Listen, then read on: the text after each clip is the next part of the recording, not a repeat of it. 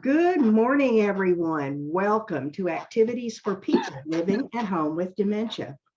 We are proud to offer this series with funding from the Area Agency on Aging and the United Way of Tarrant County.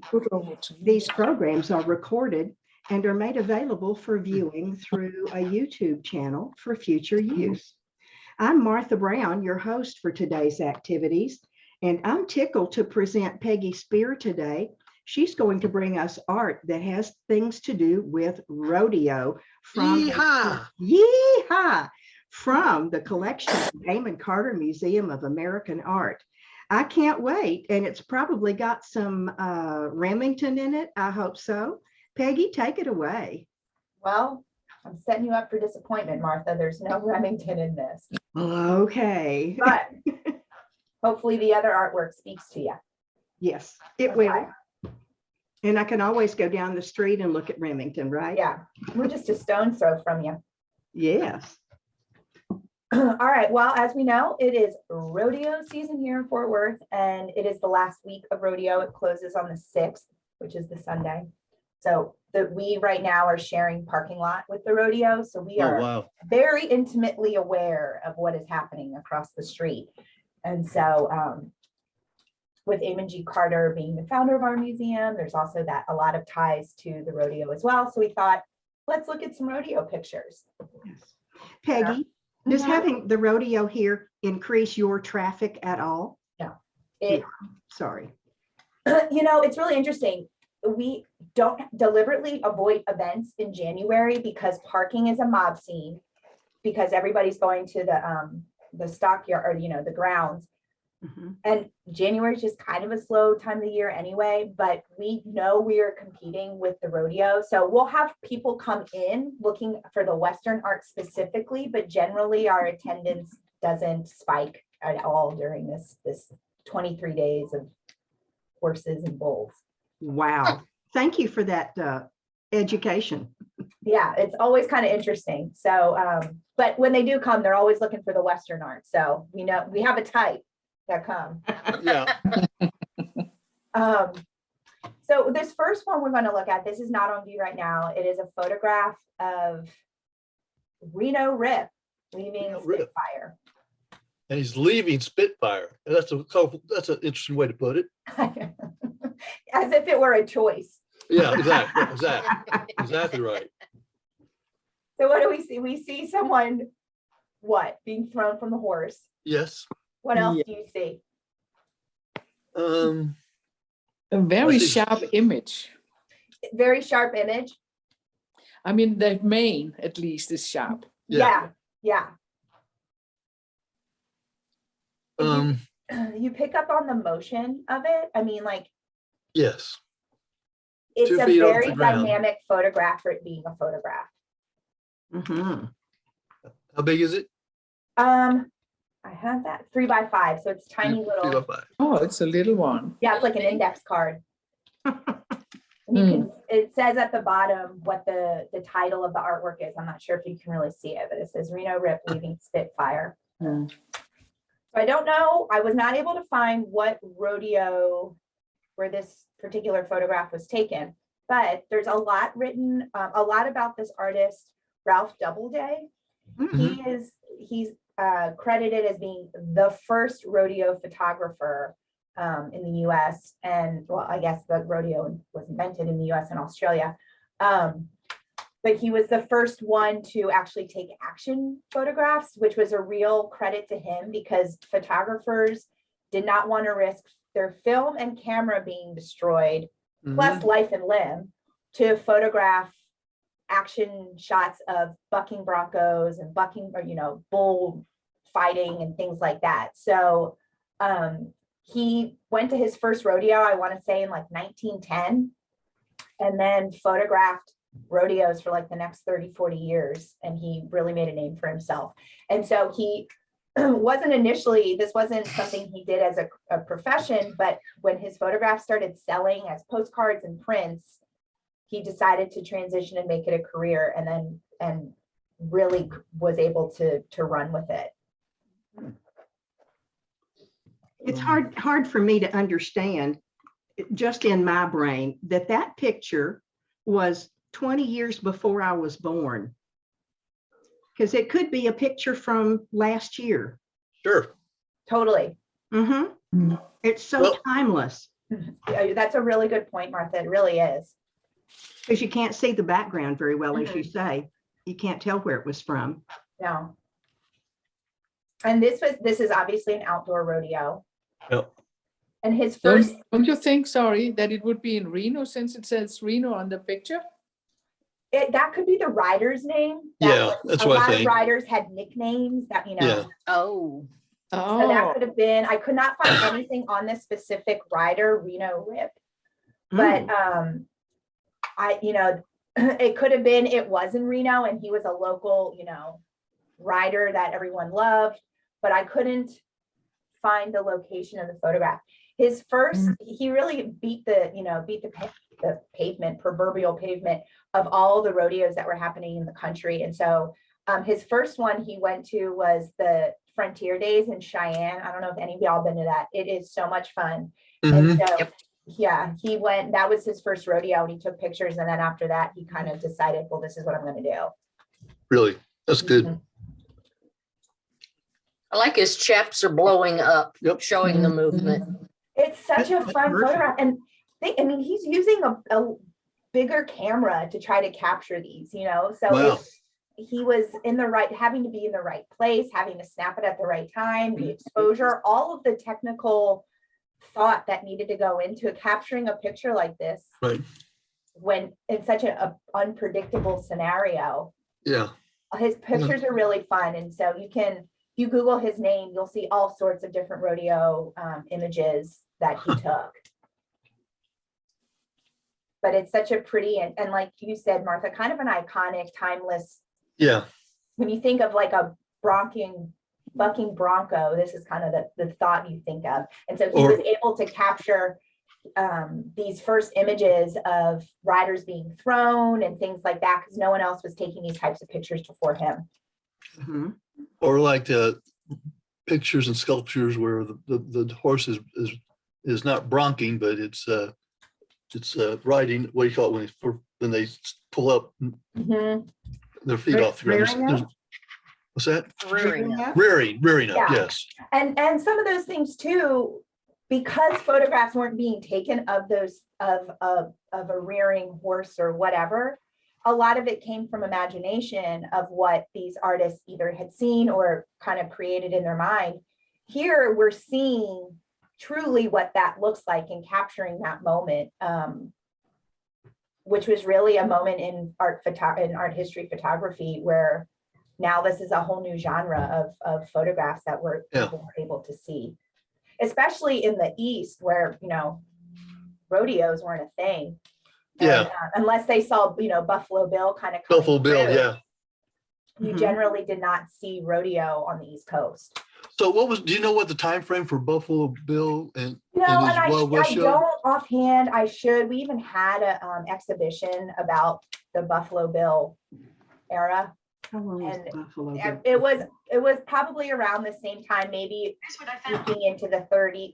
I don't think it was Okay. going on during the Depression, but I really Okay. can't remember. Okay. Wikipedia is pulling it up for me. William us more. Frederick Buffalo Bill Cody, if that helps, 1846 to 1917. Okay, so he was early 1900s. Yeah. He was pretty too. Yeah. For a cowboy. I went to his grave. It's in Colorado, there he is. Yeah. The legend is that he was buried in Colorado. And so there's a museum in, I want to say Lookout Point, Colorado, something like that. And then there's a museum in Cody, Wyoming that Okay. it used to be the Buffalo. Now it's called the Buffalo Bill Historical Center. Or it's changed from the Buffalo Bill Historical Center to now all encompassing. There's like 5 different branches of this museum. Wow. But it has a lot of his ephemeral things. All right, so we're going to leave Reno Rip. Bye. Yeah. And we're now Oh, yeah. in our Ooh. own Coliseum. We are at the Fort Worth Stock Show. Mm. So I'm sure many of you have been to the old Coliseum. Yes. Oh, yes. Mhm. Probably only been to the old Coliseum because last year 2 years ago was the first rodeo in the new Dickies Arena. That's right. Mhm. So Nancy, what are we seeing here? He's trying to get a bronching buck under control. Mhm. He's, Yeah. I don't know. Usually they try to release the saddle or the straps that are making Yeah. the pain for the bronc, but this looks like he's still upset. Yeah. are there 3 humans in this picture or at the, I see it way far off, but are there 3 humans in this one or just 2? There's 3. There's a man here, a Yeah. man here, Yeah. and a man here. Yeah. Yes. Okay. Hmm. So I don't know which is the rider, which was the cowboy, but I imagine the rider may be off camera on his yeah, rear right. He end. might be rolling the other way, but they don't look like rodeo clowns, which we They have coming up. Mhm. Nancy, did you ever go to the old Coliseum and see horse shows? In San Francisco? Fort Worth. I haven't been to Fort Worth, no. Ah, well, that's a treat. Somebody should take you. Yeah. Yeah. Well, when Myra and I first moved down here in 1979, 1980 was the first year that January came around, and they didn't call it. It was called the Southwest Expedition and Mhm. Fat Stock Show. Fat, yes. They dropped the fat some time ago. So this was, okay, so that's funny you say that. So this photograph, Winogrand, we've talked about Winogrand in the past. He did a lot of street photography, which is kind of a misnomer. It's basically like photography of everyday life that has a candid feel to it, but isn't necessarily as candid as just taking a snapshot.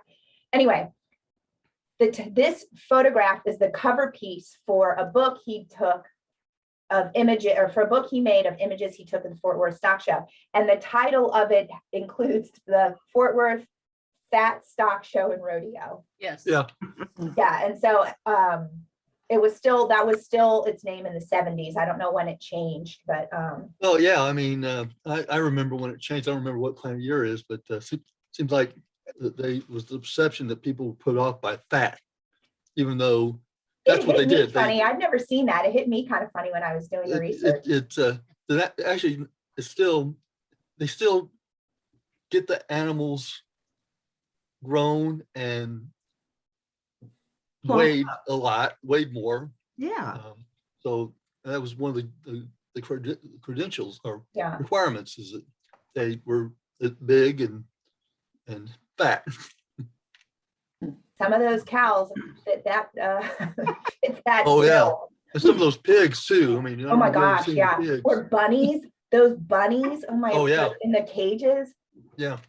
Those are my favorite to see though. Or when you see like the little sheep just kind of It's going like, around. what am I doing here? Just I know. Yeah. I always think it's funny. I'm not a huge rodeo person. I mean, I grew up in the Northeast, so like moving down here, this was something like so foreign to me. It was like almost comical that this is like a real thing to me. And the mutton busting I had never seen before or even heard of. And that was a trip. Like the confidence to throw your kid on the back of a lamb or Yeah. a sheep and just let them run. I was like, oh my God, this is hysterical to watch, but I Oh, don't think yeah. I would ever let my children. But I mean, if you have a daredevil of a child who's not scared, then why not? Well, yeah, I've seen representations in historical shows that show children riding sheep, Mhm. and they're getting in trouble for it. Yeah. I mean, I think of my kids with our dog. Like you can understand, you're like, well, they just kind of wound up on the animal. So there are farms happening where these kids were like, you want to get on the lamb or the sheep? Peggy, I have a picture question. Yeah. On the level where the horse's mane is, Mhm. if you look to the left, there's further to the left, the shadow. Any Mhm. idea what that is? No, I don't. It could just be a particle that was the flash is flashing off of it, and it's actually closer to us than it seems in the picture. It seems like it's receding, but it could be a dust particle, which God knows how dusty the inside of those rodeos are. Because you can see other little orbs Oh, yeah. that are reflecting. Yes.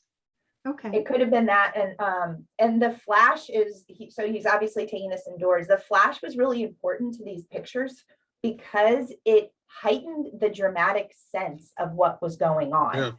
Mhm. You get this sense of that flash happening just as the moment, and you can see it in his eyes. I mean, kind of the aura of the light. So the flash really does contribute to the overall composition of his work, particularly indoors. I bet the flash didn't make the horse feel any better either. I know. So Poor Myra pointed out there's a guy over here on the right side, the very right side, looks like he's walking away. Yeah, Looks like he's got his hat on. That might have been the rider. you're right. That could be. That's kind of what I figure.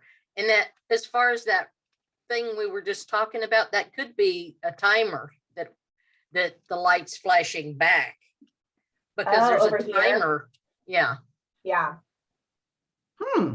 I mean, it just feels like, and things happen so quickly at these types of shows. Yeah. And he caught such a fleeting moment.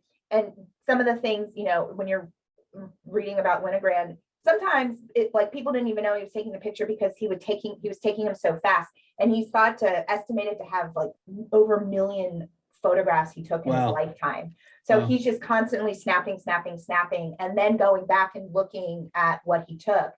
And his whole philosophy was, I really want to take a photograph for the sake of taking a photograph and to capture this everydayness. And if it means something to somebody else later on, that's even more, I'm getting more out of it than I could have imagined. So he was really interested in framing the everyday inside the confines of a photographic shot. Yeah. And so again, kind of like what Martha sagely said about the last one, there's a timelessness to this that it could be rodeo in the 30s, it could be a rodeo in this season. It feels this moment, or you've seen this type of moment happening in the ring. When you said that he took 1 million pictures and then looked for the best, I have to smile when I see that this was bequest of Elliott Porter. Of course, he would love this. Mm-hmm. Yes. Yeah, he had a bunch of Gary Winogrands that his estate that were given to us. So yeah, of course. Well, of the course. everydayness. Mm-hmm. And in a totally different way that Elliott Porter was doing. I mean, this just feels so chaotic and cacophony and just busy. And then you think of the everyday stillness that Porter is taking. So yeah, this is kind of his creative treat, something he's not doing, but still very much relate to. Yes. Why are we talking about, bequest of Elliott Porter? Yeah, so he received this through Porter's estate. Yeah, so I have one more thing, just real quick. Mhm. I might be confused about what you said. You were saying that he was taking pictures of the horse quickly? Yeah, just every day life moment. So in this particular instance, the horse was in the photograph, but not necessarily were the series of photographs from this visit having to do with animals at all. It was just kind of the everydayness of what rodeo life looks like. Well, I guess I always thought the gelatin silver print went with plates or something like that. No. It basically this was able to be developed back in the studio, not on site. It was, on film. Okay. And he was able to, this is in the 70s now. So it was handheld. Some people didn't even realize he was often taking pictures because it was discreet enough. So that's kind of the beauty of some of his photographs, that he was able to get that candidness because no one always saw the camera. So think of yourself. You might change kind of your demeanor when you're being photographed, which he was trying to get away from. He lived in New York for a really long time. And so he was always at the zoo, at the library, things like that, taking photographs of what New York life looked like, and made a name for himself because of the the candidness, so to speak, of his photographs. And All right, so thank you. he was teaching at University of Texas when he came up to see the rodeo, and he was at UT from 73 to 78. So we've looked at a photograph of his before. We've looked at a few, but the one you might remember was when he was on the sidelines at the UT football game against OU. Yes. Yeah, And I remember that. there was like a forward drive happening, and he's literally standing on the field next to a referee taking a Yeah. photograph. So that's, very true to his style of catching the movement, catching not a mundane, but just a moment in a much larger picture. Okay. Okay, we got, Beauty. well, I'm gonna go, yeah, did someone say something? Nope. I just said beauty. I'm gonna jump, I'm gonna skip over a photograph while we're talking about Fort Worth. This is actually in our collection, and this is in our archives collection that with Eamon Carter, this was part of the archives we received. These are all of the pins that have been created ever since the rodeo started in Fort Worth. Wow. That's So- impressive. It's really cool. And we were joking. I was talking to the archivist, and we were joking because it started off as a true pin, and now it's like a belt buckle. Like it Yeah, gets exactly. bigger and bigger and bigger. Mhm.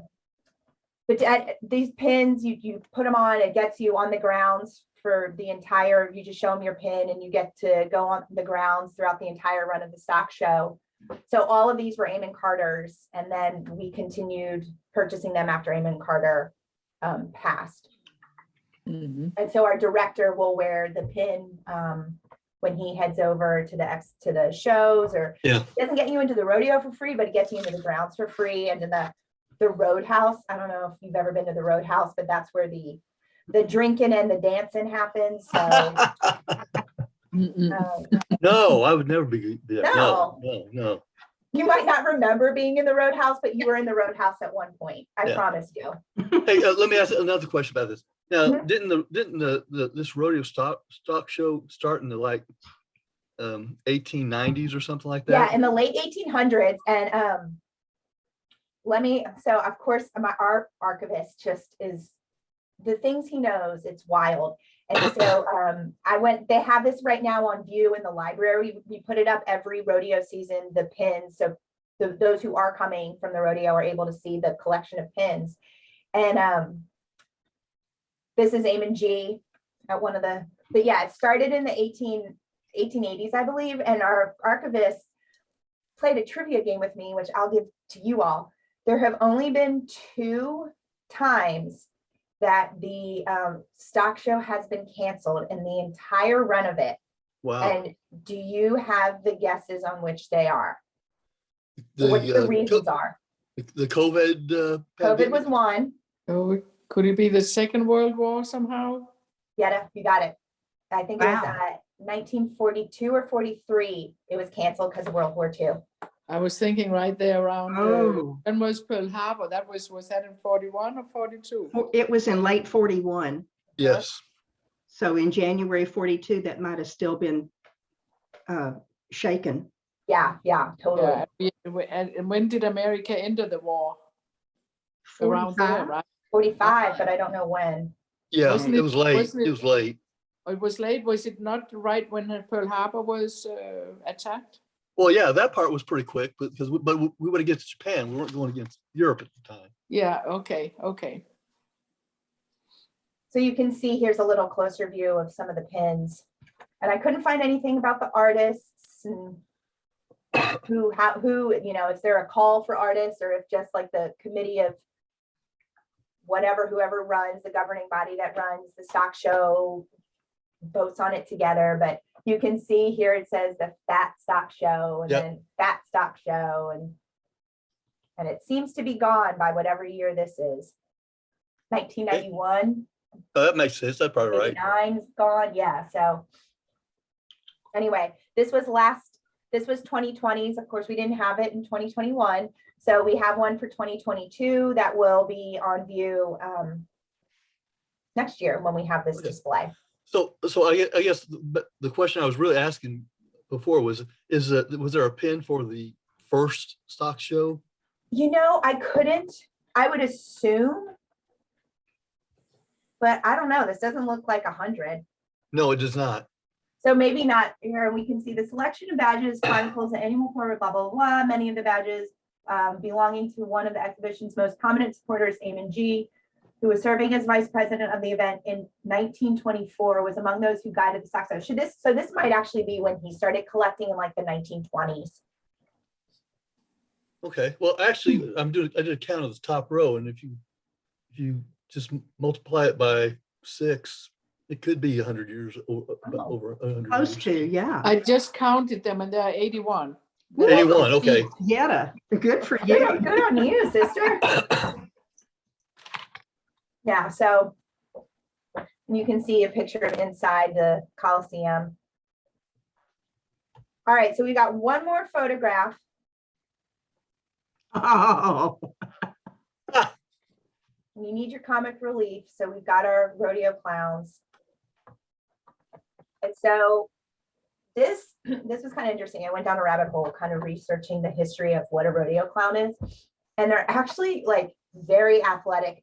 They're not clowns. I mean, it's like such a misnomer to call them clowns. Yeah, They're something I read formally calls them, I want to make sure I'm getting it right, because rodeo protection athlete. yes.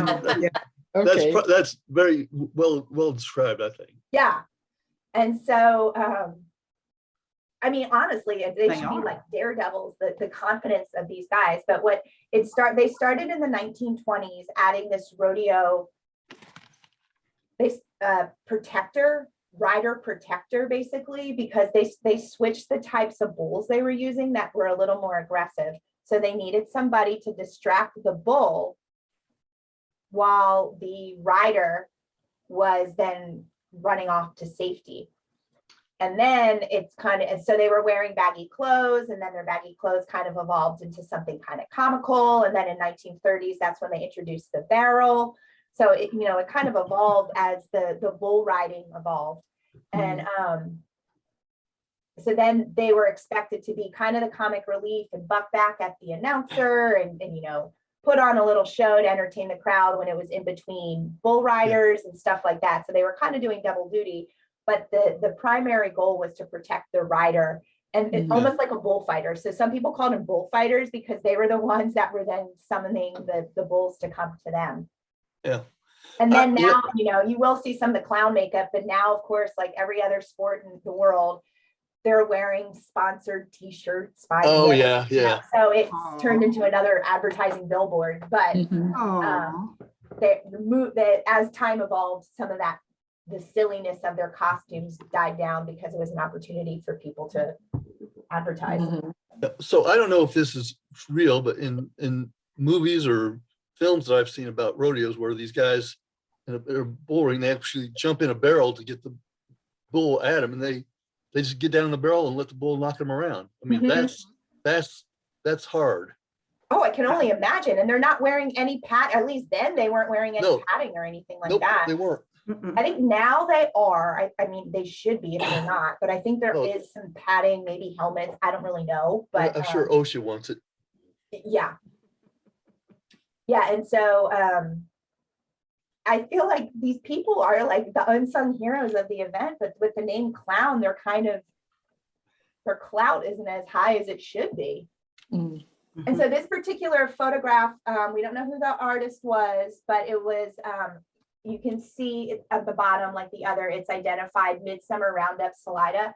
So this was in Colorado, and this particular rodeo always happened on 4th of July.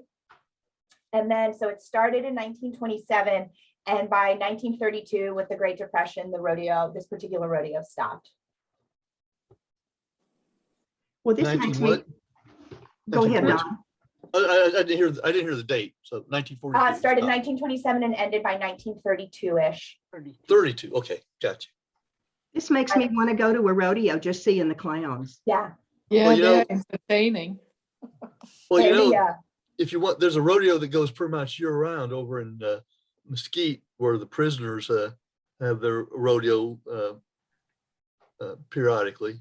Oh, interesting. They Isn't do. the one in the stockyard done as well every Saturday? Friday and Saturday. Oh, yeah, that's true. That's true. Every Friday and Saturday, there's some kind of rodeo.